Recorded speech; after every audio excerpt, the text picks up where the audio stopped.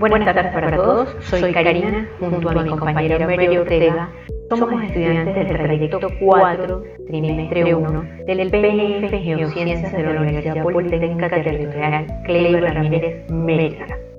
Nos encontramos aquí para presentar el tema número 6 de la unidad curricular de paleontología, correspondiente al módulo de Geología de Venezuela, bajo la dirección del profesor ingeniero Douglas Noguera. El tema que hemos preparado hoy se titula Los fósiles como indicadores paleoambientales. En ellos vamos a desglosar ambientes y adaptación, modos de vida, morfología funcional, ignología y reconstrucción de paleoambientes. Cuando un geólogo o paleontólogo se enfrenta a un afloramiento de rocas sedimentarias, las preguntas que guían su investigación no se limitan a la edad de estos estratos, sino que se extienden hacia la comprensión del entorno que existía en el momento de su formación. Los fósiles que allí se encuentran actúan como auténticos indicadores ambientales, proporcionando información precisa sobre la profundidad del agua, la temperatura, la salinidad, el nivel de oxígeno disuelto, la energía del oleaje y, por supuesto, las corrientes, e incluso las características del sustrato donde estos organismos vivieron y murieron. Esta capacidad reconstructiva es posible porque los seres vivos, tanto actuales como los pasados, presentan requerimientos ecológicos específicos que determinan su distribución y abundancia en el espacio y, por supuesto, en el tiempo. Es por ello que, según la Universidad Nacional Autónoma de México, la UNAM, los seres vivos se encuentran sujetos a una serie de factores ambientales para su supervivencia. Por lo tanto, es posible deducir qué condiciones imperaban en el pasado a partir de los fósiles. Es por ello que el análisis paleoambiental, en consecuencia, no se reduce únicamente a una descripción de los restos fósiles, sino que constituye un proceso interpretativo que integra evidencias paleontológicas, sedimentológicas y geoquímicas. Este enfoque permite establecer con seguridad un grado variable de precisión, la batimetría, en este caso profundidad antigua, la temperatura del agua, la salinidad, la tasa de sedimentación, el nivel de oxígeno del fondo e incluso la distancia a la línea de costa. La misma fuente, en este caso la UNAM, señala que los grupos fósiles más utilizados en este tipo de análisis son los foraminíferos, los bentónicos, por su estrecha relación que tienen con la profundidad y el tipo de sustrato. Además, también se utilizan los radiolarios, las diatomeas, los ostracos y los moluscos, todos ellos caracterizados por su sensibilidad ante las variaciones ambientales y su amplia distribución geográfica. A continuación, la exposición se organiza en torno a 6 ejes centrales, comenzando con el número 1, el principio fundamental de los fósiles como indicadores paleoambientales. Punto número 2, los conceptos básicos de paleoecología, incluyendo autoecología, cinecología y uniformitarismo.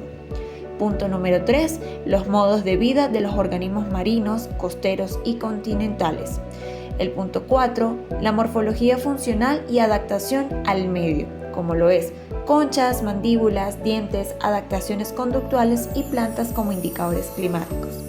Tenemos el punto número 5, la ignología y sus fases de trazas, como el estudio de las huellas, galerías, coprolitos y bioturbación.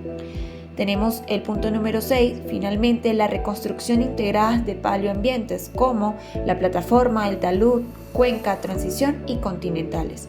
Y por último, pero no menos importante, la paleoclimatología básica. Sin más nada que hacer referencia, demos inicio a la exposición. Habiendo presentado los ejes que guiarán esta exposición, el primer aspecto a desarrollar son los fundamentos de la paleontología. En este sentido, la paleontología es la rama de la paleontología que estudia las relaciones entre los organismos fósiles y los ambientes en los que ellos habitan, incluyendo sus interacciones con otros organismos con el sustrato donde se insertaron. Según la UNAM, los grupos que más se utilizan en este tipo de análisis son los foraminíferos bentónicos, además de los radiolarios, diatomeas, artrópodos y moluscos. La clave para entender la naturaleza de los fósiles es visualizarlos como seres vivos, lo que implica que presentaban ciertas conductas y adaptaciones, relaciones con otros organismos y con el medio ambiente que los rodeaba. Es por eso que la paleoecología se divide en dos grandes ramas. La autoecología, que se ocupa del estudio de las relaciones entre una especie fósil particular y su ambiente, analizando así cómo factores como la temperatura, la salinidad, la profundidad o el tipo de sustrato afectan la distribución, abundancia y morfología de esa especie específica. Por ejemplo, un estudio autoecológico podría centrarse en determinar las condiciones de vida de una especie determinada de foraminíferos bentónicos a partir de la morfología de su concha y de los sedimentos en los que se encuentran. Por otro lado, tenemos la cinecología, que esta estudia las relaciones entre comunidades enteras de organismos fósiles y su ambiente, analizando la estructura de las comunidades, las interacciones entre especies y cómo estas comunidades cambian en respuesta a variaciones ambientales. Por ejemplo, un estudio cinecológico podría analizar cómo cambia la posición de una comunidad de moluscos fósiles al aumentar la profundidad o la salinidad. El uniformitarismo es un principio filosófico fundamental en la paleología, también conocido como el naturalismo. Este principio sostiene que los procesos ecológicos y geológicos que observamos en la actualidad han operado de manera similar a lo largo del tiempo geológico, y las leyes de la naturaleza son invariables. Según este principio, los estudios de los organismos modernos y las relaciones con los ambientes es vital para interpretar correctamente los organismos compuestos, ya que los requerimientos ecológicos de los grupos biológicos se han mantenido relativamente constantes a través de tiempo. Por ejemplo, si un género de foraminíferos actual vive exclusivamente en aguas cálidas y poco profundas, son fósiles que en el pasado indicaban condiciones ambientales similares en el lugar donde se encontraban. El uniformitarismo no implica que las tasas del proceso hayan sido constantes. Puede haber sido más rápidas o más lentas, sino que las leyes y los mecanismos subyacentes son los mismos. El uniformitarismo metodológico es fundamental y nos permite que los paleontólogos hacer inferencias sobre el pasado basándose en las observaciones del presente. Una vez sentados estos fundamentos, pasamos a examinar cómo se clasifican los organismos marinos y continentales según su modo de vida. En este sentido, los organismos se clasifican según el ambiente que habitan en tres grandes categorías: marinos, costeros y continentales. Comenzamos hablando sobre los organismos marinos. Estos viven exclusivamente en aguas saladas del océano abierto, desde la zona fótica superficial hasta las profundidades abisales. Los organismos costeros habitan en zonas de transición entre el continente y el mar, como estuarios, deltas, lagunas costeras y llanuras de marea, donde la salinidad es variable y la influencia de las mareas es constante. Tenemos los organismos continentales. Estos viven en ambientes de agua dulce, como los ríos, lagos u humedales, o en ambientes terrestres como los bosques, pastizales y desiertos, y sus adaptaciones están determinadas por la disponibilidad del agua, la temperatura y el tipo de sustrato que haya. Dentro de cada ambiente, los organismos se clasifican según su capacidad de desplazamiento y su posición en la columna de agua o el sustrato. Los organismos bentónicos son aquellos que viven en o sobre el fondo marino, lacustre o fluvial. Según la UNAM, si se trata de un animal marino, por su forma, se puede inferir si vivía en el piso del mar, en este caso bentónico, y en este caso si habitaba sobre el sustrato, epifauna, o dentro de él, infauna.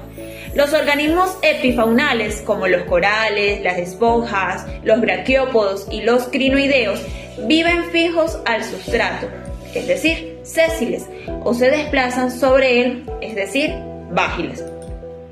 Los organismos infaunales, como muchos moluscos bivalvos, como las almejas, navajas y gusanos marinos, excavan galerías dentro del sedimento para protegerse de depredadores y de la energía de las olas.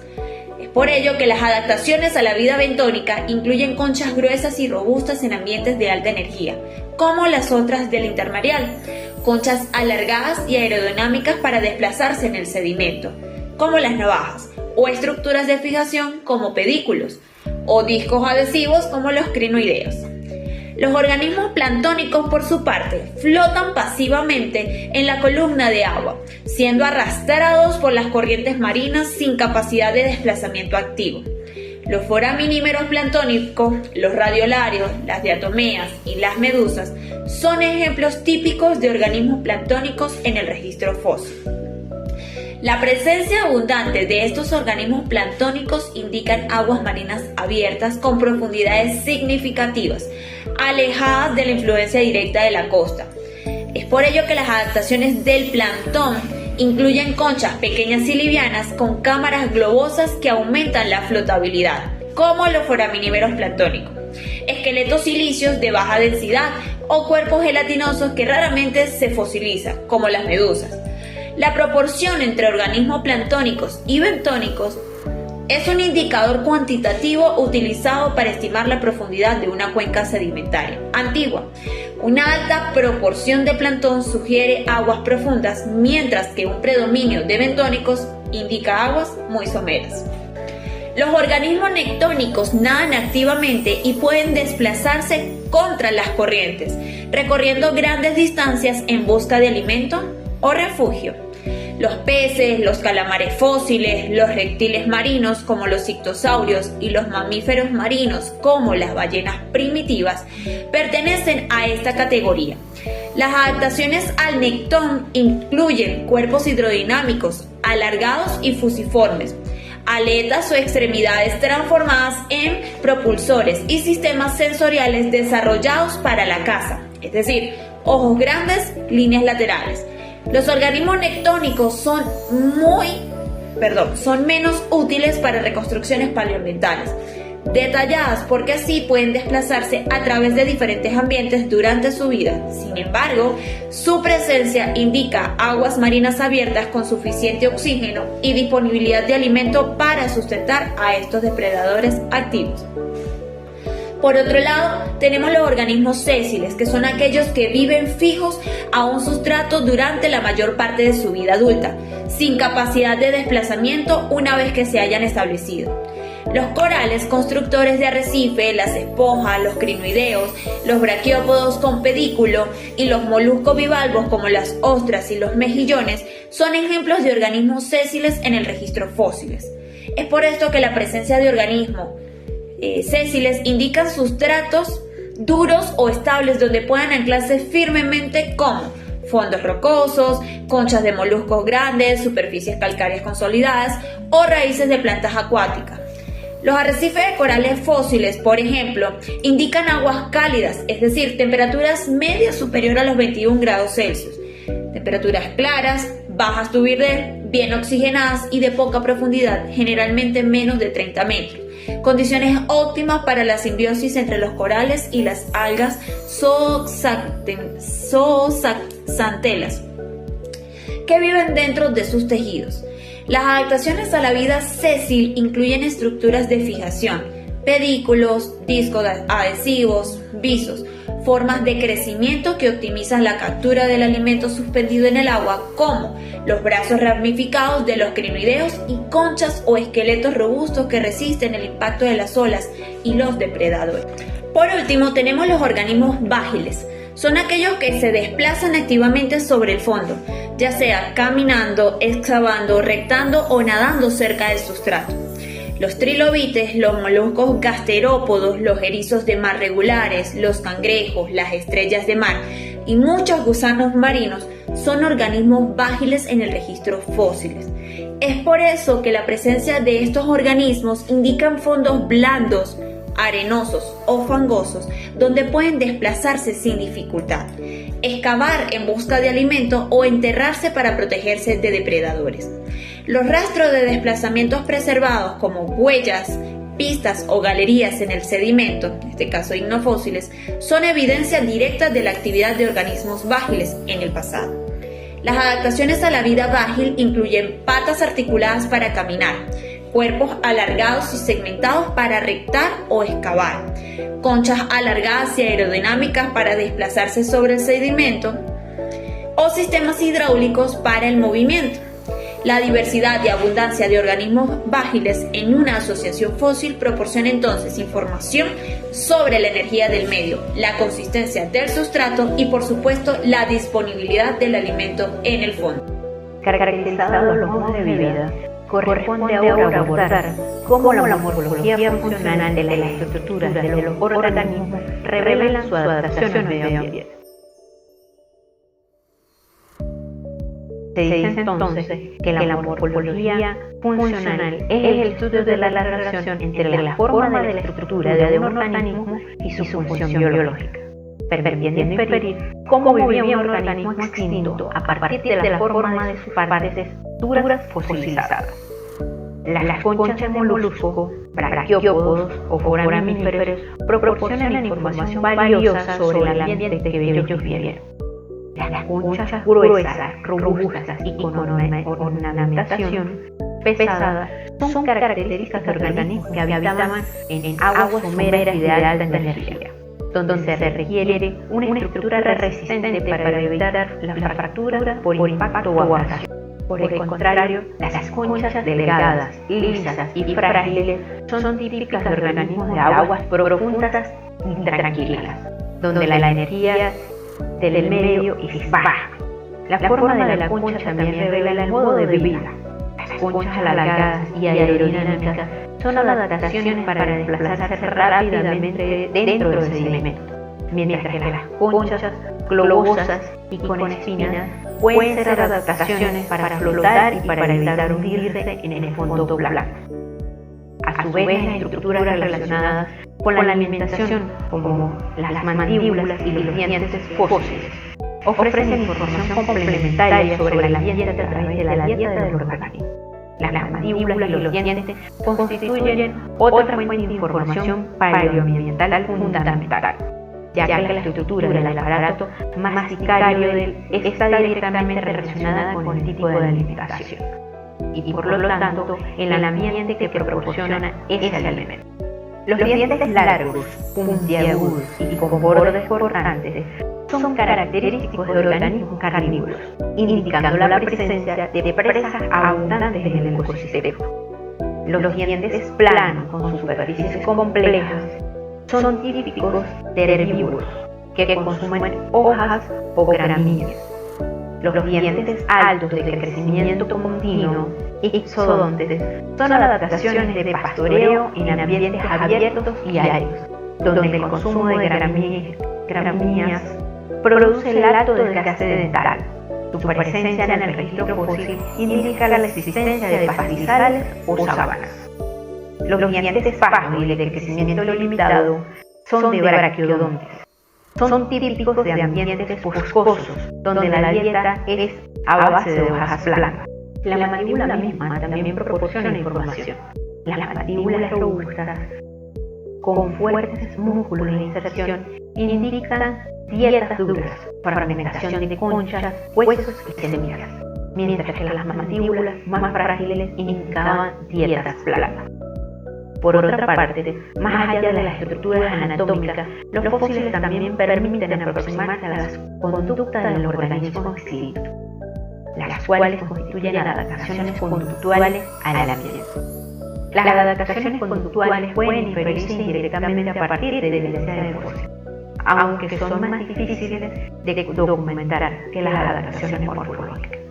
El comportamiento de manada en algunos dinosaurios se infiere por la acumulación masiva de esqueletos de la misma especie en un mismo nivel estratigráfico, indicando que estos animales se desplazaban en grupos. El comportamiento de excavación se infiere por la presencia de galerías fósiles, denominadas ignofósiles, que muestran ramificaciones y estructuras adaptadas para vivir bajo la tierra. El comportamiento de anidación y cuidado parental se refiere por la asociación de huesos, nidos y crías de dinosaurios como Mayasura, cuyo nombre significa lagarto madre buena. El comportamiento migratorio se deriva por la presencia de la misma especie en diferentes ambientes y continentes, indicando desplazamientos estacionales en busca de alimentos o sitios de reproducción. La presencia de coprolitos, que son heces fosilizadas con contenidos específicos de huesos, semillas y escamas, también deriva hábitos alimenticios y, por extensión, el ambiente que proporcionaba ese alimento. De igual manera, las plantas fósiles constituyen otro grupo de organismos cuyas adaptaciones morfológicas sirven como sensibles indicadores de las condiciones climáticas pasadas. Las plantas fósiles son indicadores climáticos excepcionalmente sensibles, ya que están directamente influenciadas por la temperatura, la precipitación y la estacionalidad.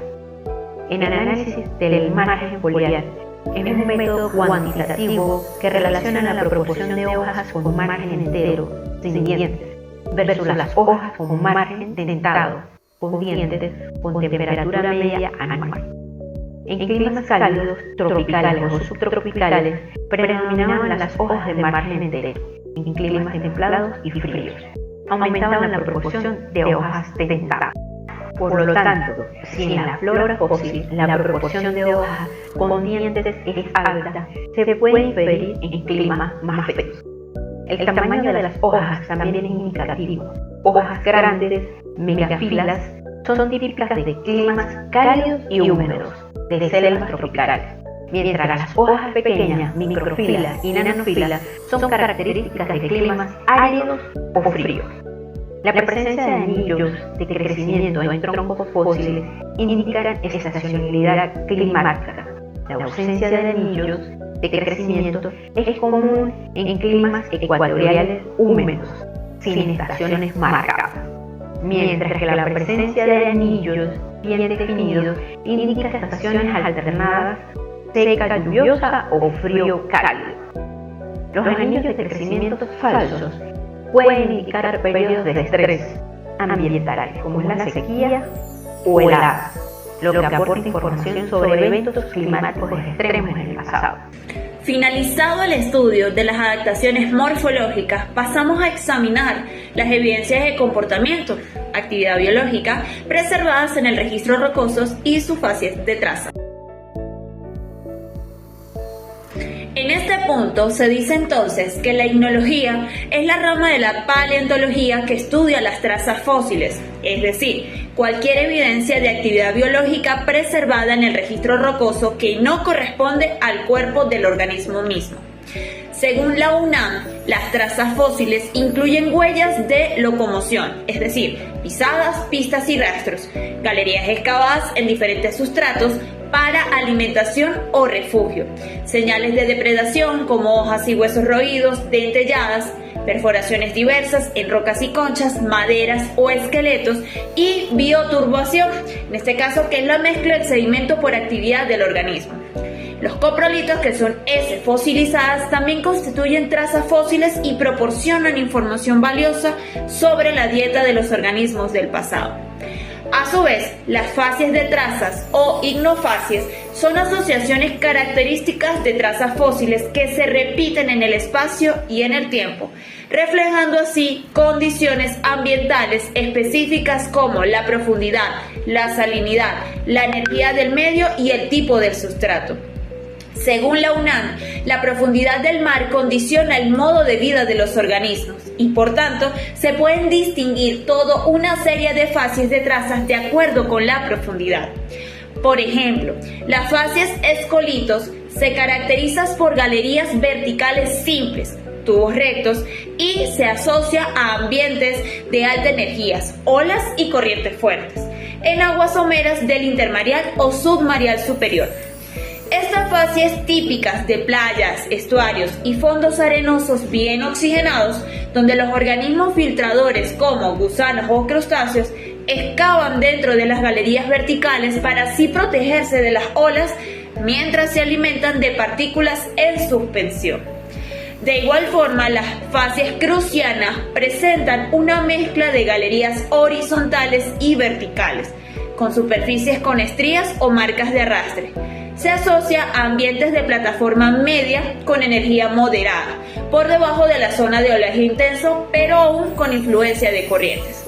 Esta fase es característica de fondos marinos blandos, donde los organismos vágiles se desplazan activamente en busca de alimento, dejando rastro de su actividad en la superficie del sedimento. De igual forma, tenemos la fase zooficos, que se caracteriza por estructuras complejas en espiral o en forma de abanico, que se interpretan como galerías de alimentación de organismos que viven en ambientes de plataformas externas al talud superior, con bajas energías, aguas tranquilas y escasa oxigenación. Esta fase en particular es indicativa de profundidades moderadas y, por supuesto, sedimentación lenta. Por otra parte, tenemos las fases talacinoides, que se caracterizan por galerías ramificadas en forma de Y o T, con paredes lisas o con marcas de arrastre. Es típica de ambientes marinos someros a profundos y está asociada a la actividad de crustáceos decápodos que excavan galerías complejas para refugiarse o alimentarse. Finalmente, las facies nereites presentan galerías horizontales muy sinuosas o con formas de meandros, con una estructura interna muy compleja. Se asocia entonces a ambientes de cuencas profundas, por debajo de la zona de oleaje, cientos o miles de metros de profundidad, con sedimentación muy fina, baja energía y condición de escaso oxígeno.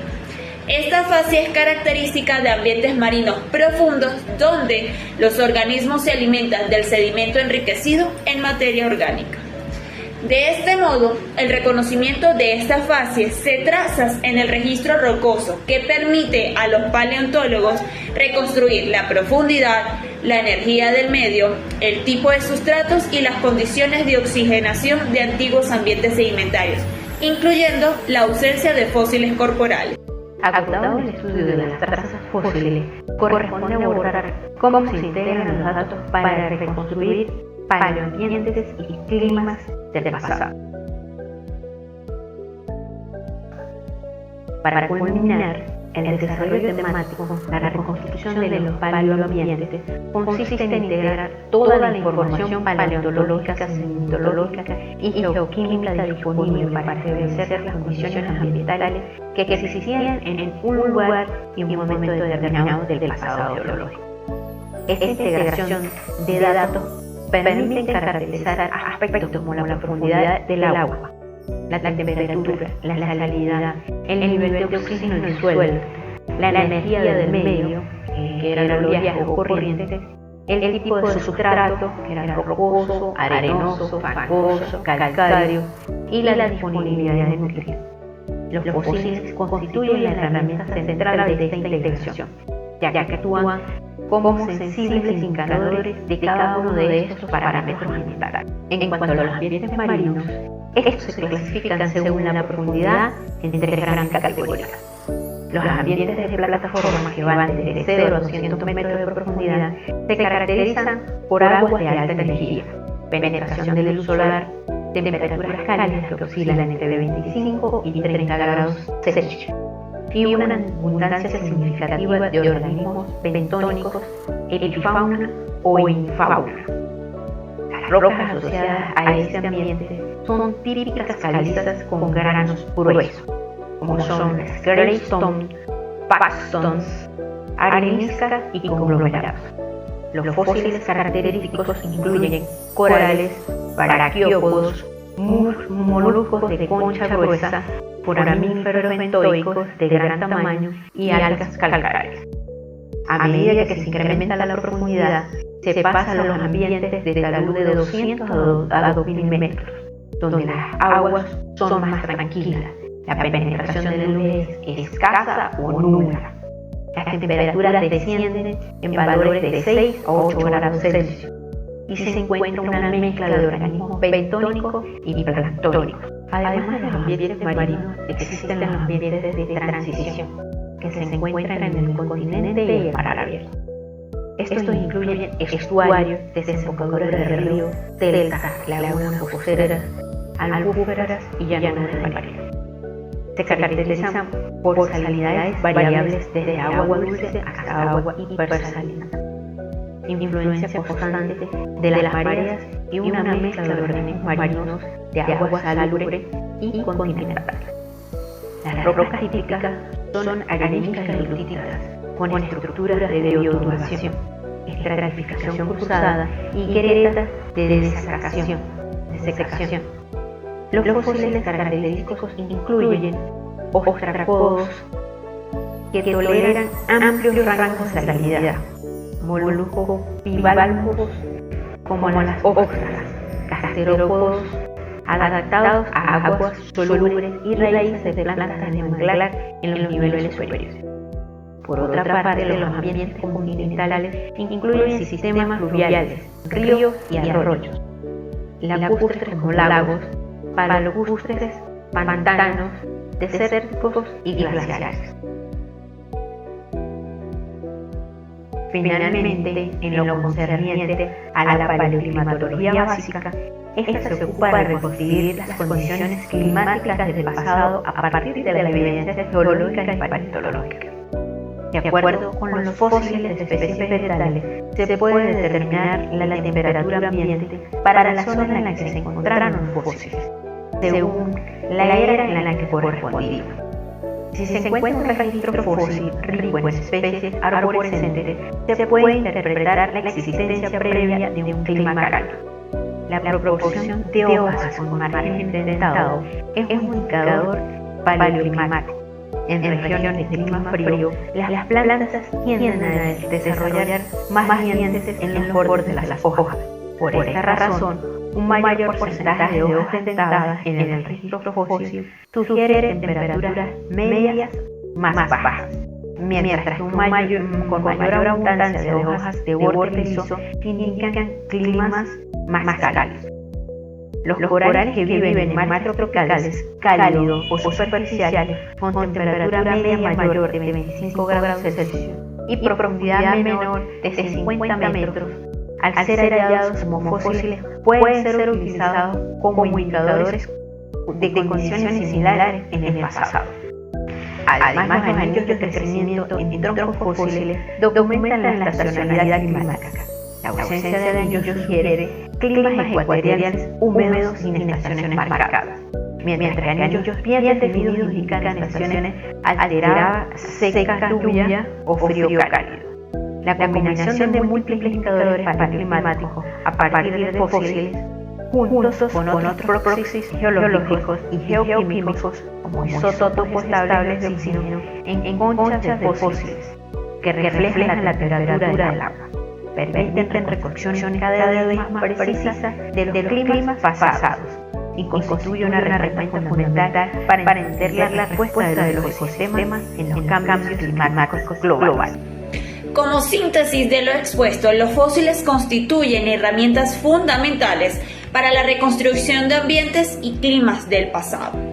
La paleoecología, a través de la autoecología y la cinecología, interpreta las relaciones entre organismos extintos y sus hábitats, sustentada en el principio del uniformitarismo.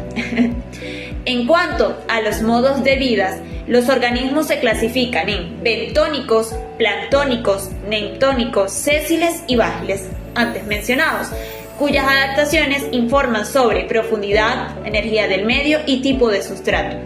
Respecto a la morfología funcional, el análisis de conchas, dientes y plantas fósiles revelan adaptaciones alimenticias, defensivas y climáticas, mientras que las adaptaciones conductuales se infieren a partir de evidencias como acumulaciones masivas o galerías. Por otra parte, la icnología, mediante el estudio de facies de trazas como escolitos, crucianas, zoficos, talasinoides y nereides, permiten reconstruir profundidad y energía del medio de manera independiente. Finalmente, la integración de todos estos datos posibilita caracterizar ambientes de plataforma, talud, cuenca, transición y continentales, así como también estimar temperaturas y estacionalidad del pasado a través de indicadores paleoclimáticos, como el margen foliar, los corales fósiles y los anillos de crecimiento. En consecuencia, este conocimiento no solo tiene valor académico para comprender la historia de la vida, sino que además también constituye una herramienta indispensable en la exploración de hidrocarburos y la predicción de escenarios climáticos futuros. Agradecemos profundamente la atención prestada durante esta presentación. Quedamos atentos a cualquier pregunta, observación o sugerencia que se me plantee, con la finalidad de aclarar y profundizar en cualquier aspecto del expuesto. Esperamos que el contenido presentado sea de utilidad para los respectivos trabajos académicos y aportes en el área de la ciencia. Muchas gracias. Que tengan una feliz bendecida.